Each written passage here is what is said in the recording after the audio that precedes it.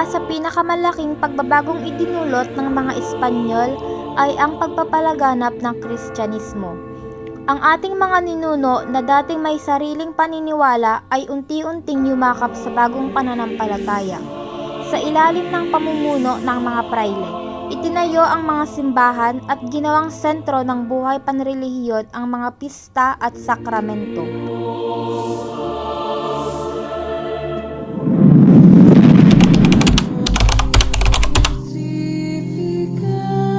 Ang mga santo ay naging mahalagang bahagi ng buhay ng mga Pilipino. Ang bawat bayan ay may sariling patron o patrona na kanilang pinaniniwalaang nagbibigay ng biyaya at gabay sa araw-araw. Sa bawat pista, ipinagdiriwang ang mga santo sa prosesyon at mga panalangin.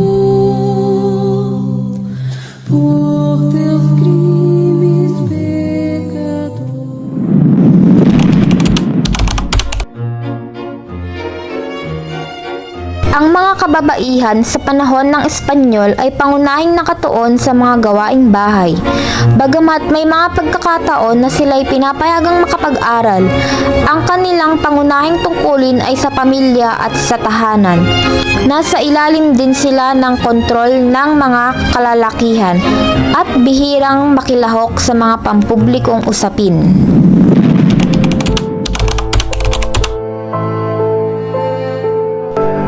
Sa ilalim ng encomienda system, ang mga Pilipino ay sapilitang nagtrabaho para sa mga Espanyol. Ang kanilang mga ani tulad ng abaka, asukal at tabako ay pangunahing kinukuha at ipinapadala sa Europa. Kadalasan, ang mga Pilipino ay naging alipin sa sariling bayan, nagtatrabaho ng walang katiyakan para sa mga kolonyal na Panginoon.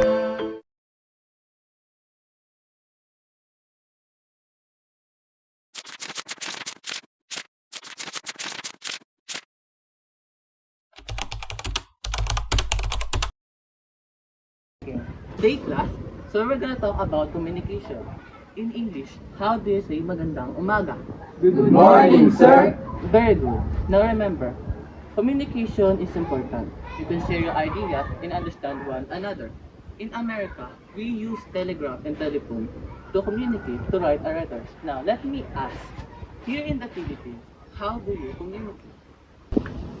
Sir, we use letter too, and we talk people in the plaza. Some people also send telegraphs, but not many. Exactly. In America, we use telegraph and telephone to write. So, telegraph and telephone will be sent here soon. So you will have a better communication not only in your town but also across the country and every places in the world.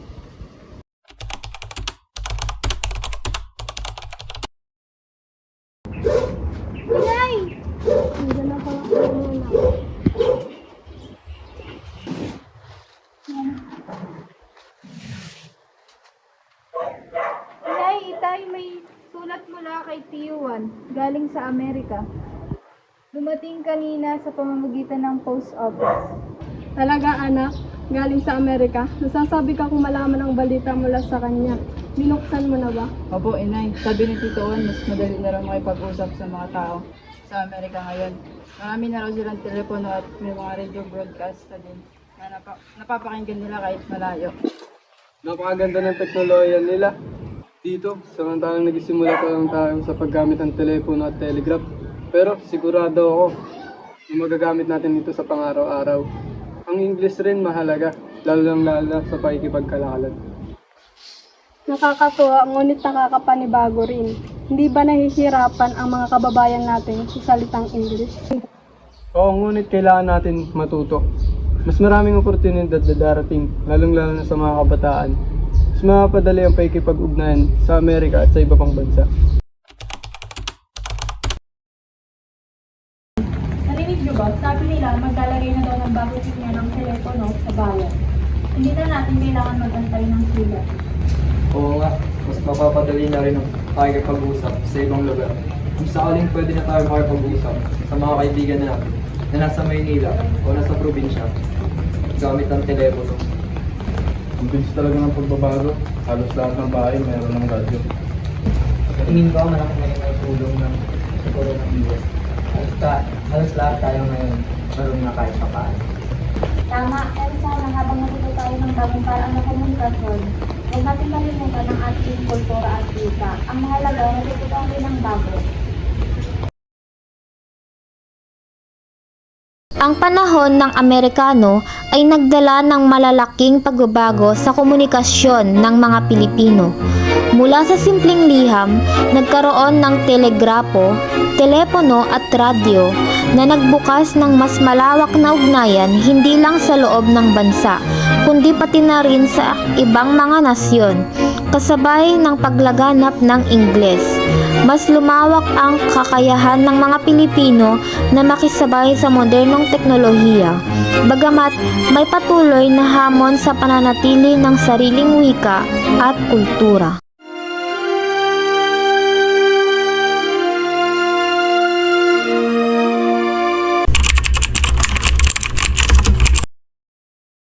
Lapit na mga katipunero.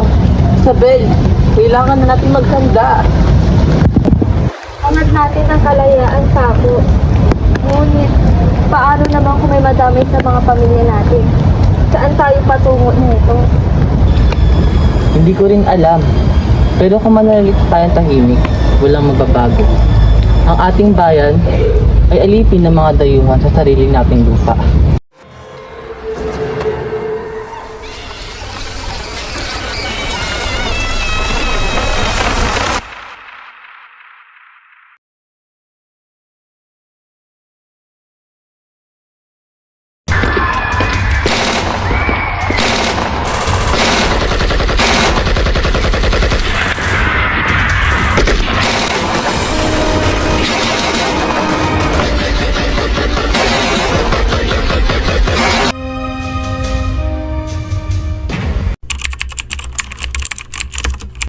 Mga kababayan, aking nangyayarin sa ating samang-samang lakas at tapang. Ang mga mananakot ay hindi maghahali sa ating bansa. Ngunit, General, paano natin sisiguraduhin ang ating kalayaan? Isang hamon muli, ngunit ang kalayaan ay hindi basta-basta sa pagkakalang. Ibibigay sa bawat ilog at punyagi. Kung ang mga Amerikano ay magtangkang agawin ito, paglaban muli, gaya ng ginawa ko sa mga kakita. Mabuhay ang kalayaan!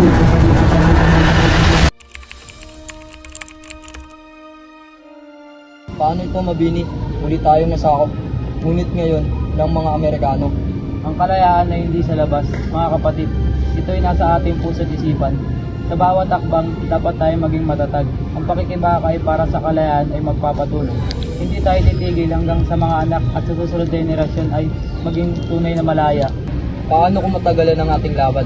Hindi natin nasusukat ang kalayaan sa panahon ngayon, kundi sa determinasyon ng bawat Pilipino.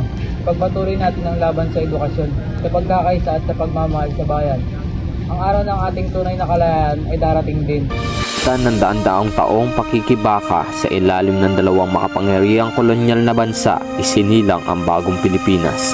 Mula sa mga Espanyol na nagdala ng reliyon, edukasyon at mga tradisyon na bumago sa ating pananaw sa mundo, hanggang sa mga Amerikano na nagbukas ng pinto sa modernong komunikasyon, teknolohiya at ideya ng demokrasya.